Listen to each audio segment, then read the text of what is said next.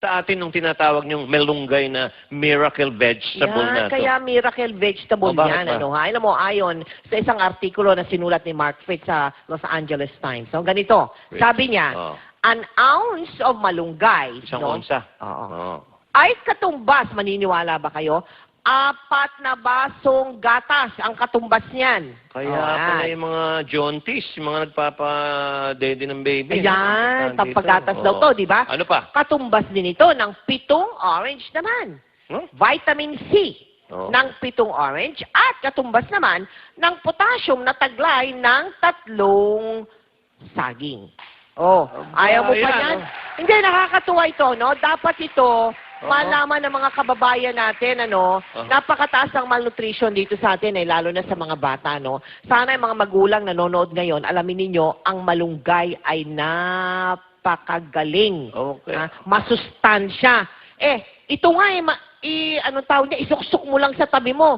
Bubuhay na yan, eh. Tutubo na. Tutubo na yan. Hindi mahirap, tubuin. Ang lupit pala sa sustansya ng malunggay na to. Oo.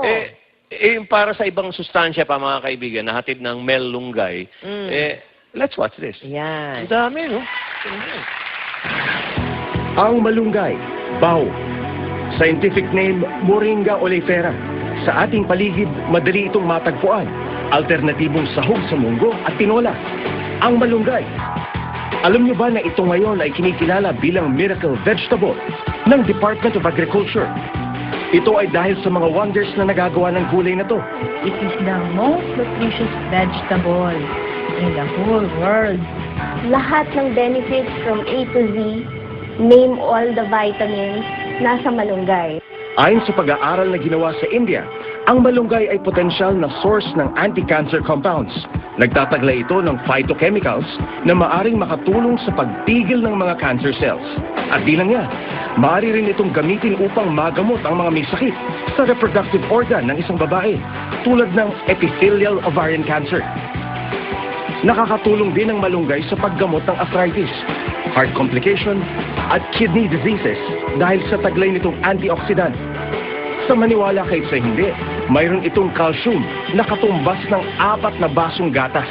Hindi mo na kailangan uminom ng mamahaling gatas, kundi kumain ka lang ng malunggay leaves and then you get about 50% of your recommended daily allowance for calcium. At potassium na katumbas ng 3 saging. Imagine, ang 100 gramo or 2.5 cups of fresh malunggay leaves can give you about 400% of your recommended daily allowance for vitamin C. Nakakatulong din ito sa ating digestion, maayos na pagdumi, at maaaring gamitin na panglinis ng sugat, panggamot sa ulcer, sakit ng tiyan, scurvy, asthma, at sakit ng ulo. Napag-alaman that there are about 202 conditions or diseases which can be treated by the different parts of malunggay. Parang meron ka ng pharmacy sa likod ng bahay mo kung meron kang ilang puno ng malunggay sa iyong bakuran. At dahil hanep sa performance ang gulay na to, dinevelop ito ng mga eksperto para maging sangkap sa ilang pangunahing produkto. Itong maganda rin nating innovation ngayon, yung powder, maaari mo na siyang ilagay kung saan-saan. Pwede siya sa instant noodles, pwede sa mga burgers, ihalo. Isa pa nga, itong mga malunggay noodles natin. Pero ang dami na. Pwedeng noodles, fettuccine, pulburon, pandesal, name it. Lahat ng may malunggay ngayon ay parang in na in. Hindi natin alam na ang buto ng malunggay ay maari palang kunan ng healthy oil. Katulad siya ng ating olive in terms of properties, di ba?